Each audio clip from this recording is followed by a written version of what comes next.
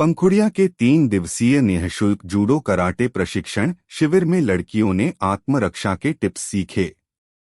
हल्दू चौड़ Rimpy Bisht. Judo karate का नाम सुनते हैं सबसे पहली बात मन में आती है वह है आत्मरक्षा, क्योंकि यह आत्मरक्षा की ही एक विधा है जिसमें सांस पर नियंत्रण, अनुशासन तथा एकाग्रता द्वारा स्टूडेंट्स को दामवपेंच स्टाइल तथा आघात पहुंचाने की कला सिखाई जाती है। उपरोक्त बातें नारायणपुरम कॉलोनी बमेटा बंगर केशव में पंखुड़िया सांस्कृतिक पर्यावरण एवं दिव्यांग कल्याण समिति द्वारा युवाओं को नशे से दूर रखने के लिए चल रही 3 दिवसीय निःशुल्क जूडो कराटे प्रशिक्षण शिविर के अंतिम दिन अंतर्राष्ट्रीय प्रशिक्षक उदयवीर सिंह ने कही।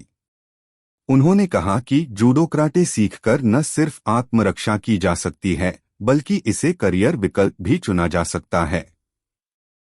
इस विधा में प्रशिक्षितों को सेना, अर्धसैनिक बलों, पुलिस बल तथा सुरक्षा एजेंसियों में रोजगार में प्राथमिकता मिलती है।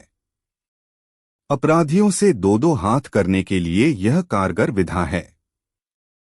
उन्होंने कहा कि इस क्षेत्र में युवाओं और बालिकाओं के लिए अवसर ही अवसर हैं। इस अवसर पर संस्था अध्यक्ष रिम्पी बिष्ट ने बताया, पंखुड़िया संस्था हर वर्ष इस तरह के कार्यक्रमों के माध्यम से युवाओं को सही दिशा देकर उनका भविष्य उज्जवल बनाने का प्रयास करती हैं।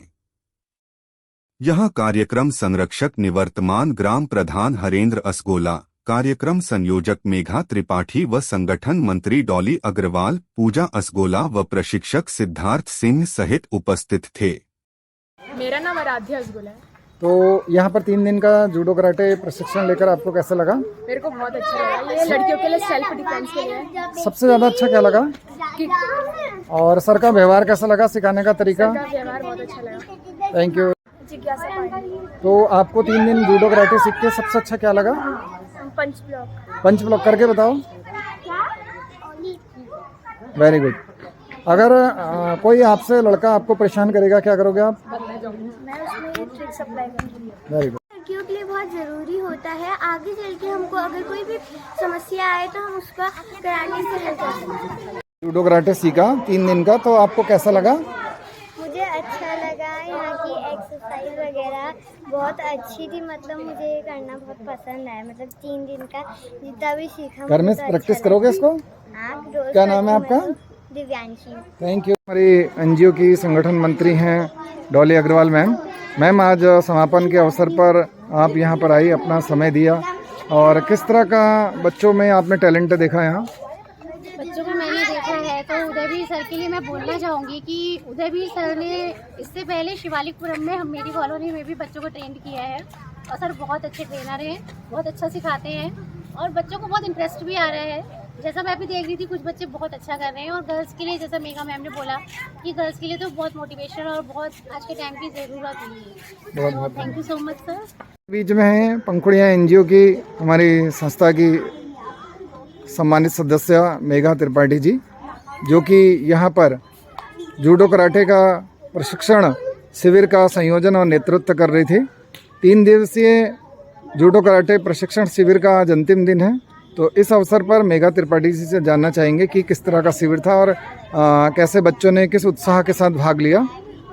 सबसे पहले हम पंखुड़िया संस्था का बहुत आभार व्यक्त करते हैं कि इन्होंने इस नारायणपुरम कॉलोनी में शिविर लगवाया, और सर हैं उदयवीर सिंह जी, उनके द्वारा जो बच्चों को सिखाया जा रहा है बेसिकली गर्ल्स के लिए, तो ये बहुत अच्छा है। बच्चे बहुत उत्सुकता के साथ ये सीख रहे हैं, और आगे भी मैं चाहती हूँ कि इस तरह के जो शिविर हैं वो लगाए जाएं और बच्चों को आत्मनिर्भर, ताकि कहीं भी कोई भी प्रॉब्लम हो तो बच्चे उस चीज़ को, चाहे गर्ल्स हो चाहे बॉयज़ हों या महिलाएं हैं, उस चीज़ को डरे नहीं और बिल्कुल निडरता के साथ उसका सामना करें।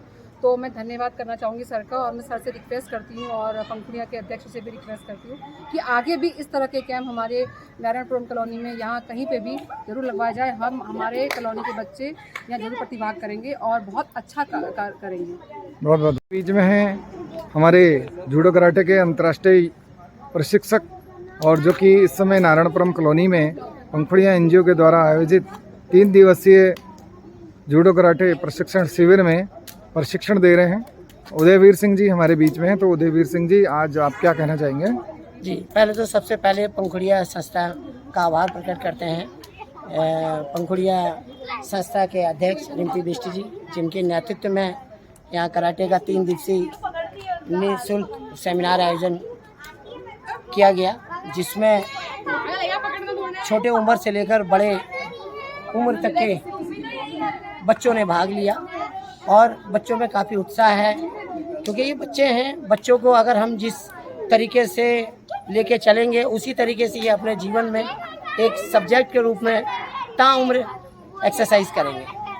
तो जूडो कराटे आज आत्मरक्षा के लिए क्यों जरूरी है, और ये केवल महिलाओं के लिए जरूरी है या पुरुषों के लिए भी जरूरी है?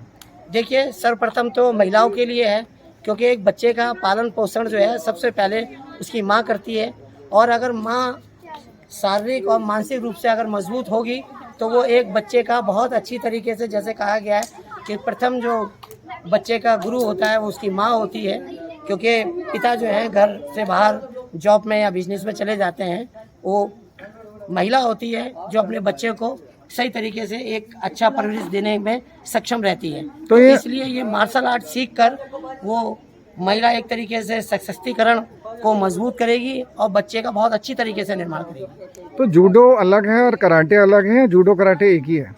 कराटे और जूडो एक ही सेल्फ डिफेंस है, लेकिन कराटे में अटैकिंग होता है कि कोई सामने मारने आता है तो उसको अटैक करते हैं और उसके बाद में जो है उसको धराशायी करते हैं। लेकिन जो जूडो प्रक्रिया है उसमें थ्रो है, उसमें फेंकते हैं। अच्छा, अभी आप हमारे भारतवर्ष के अलावा कहाँ कहाँ जा चुके हैं और किस तरह से आपका सफ़र रहा है? भारतवर्ष के अलावा मलेशिया, श्रीलंका, बांग्लादेश, नेपाल इत्यादि देशों में भारत का प्रतिनिधित्व करने का मौका मिला। बाहर प्रतिभाएं बहुत ज़्यादा ज़बरदस्त हैं। क्योंकि वहाँ पर उनकी जो सोच है, उनके अभिभावक, उनके जो माता पिता हैं, वो चाहते हैं कि बच्चा शारीरिक रूप से मजबूत बने। लेकिन हमारे भारतवर्ष में सबसे पहले प्राथमिकता शिक्षा को दी जाती है कि वो पहले शिक्षा की तरफ जाए। लेकिन जब अगर शरीर मजबूत रहेगा तो बच्चे का शारीरिक विकास और उसका मानसिक वृद्धि उसकी बहुत ज़्यादा होगी। क्योंकि हमारे कराटे का बच्चा जो है कराटे सीखा हुआ, चाहे कोई भी फील्ड ले लीजिए, इंजीनियरिंग का ले लीजिए, मेडिकल का ले लीजिए, IAS का ले लीजिए, जजेस का ले लीजिए, कुछ भी बिजनेस भी करना चाहे तो सब में शारीरिक और मानसिक की बहुत ज़रूरत पड़ती है। बिना शारीरिक और मानसिक के कोई भी कार्य अधूरा है। तो यहाँ पर जो शिविर लगाया गया है उसके लिए आप क्या संदेश देना चाहेंगे और कैसा अनुभव रहा यहाँ के बच्चों को देखकर?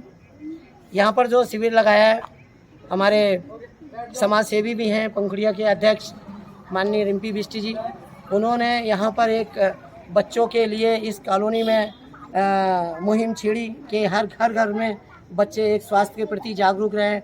छात्राएं और महिलाएं वो आत्मरक्षा को सीखकर अपने में और आत्मविश्वास को जागृत करें। तो ये बहुत अच्छी उनकी पहल थी और सफल रही। 3 दिवसीय शिविर में उन्होंने यहाँ पर काफ़ी मात्रा में बच्चों ने भाग लिया और बच्चों के अंदर बहुत उत्साह है। कहते हैं कि बच्चे भगवान के स्वरूप होते हैं। क्यों? क्योंकि उनके अंदर अभी हम कोई काम कर रहे होते हैं, उसका क्या लाभ मिलेगा वो उनके अंदर उतनी समझ नहीं होती है। उनको बस ये लगता है कि हमें जो कार्य दिया गया है उसको हम कितनी मेहनत से कर सकते हैं। आपने देखा होगा छोटा बच्चा हमेशा खेलना चाहता है, आपने देखा होगा वो नेचुरल है कि वो खेलना चाहता है। अगर उसको कराटे में अगर डालकर अगर अच्छी तरीके से उसका कहा जाए कि उसको अध्ययन दिया जाए कराटे का, तो वो एक शारीरिक रूप से और मानसिक रूप से एक मजबूत नागरिक बनेगा, जो एक माता पिता ही नहीं हमारे देश और दुनिया का नाम रोशन करेगा। बहुत बहुत धन्यवाद।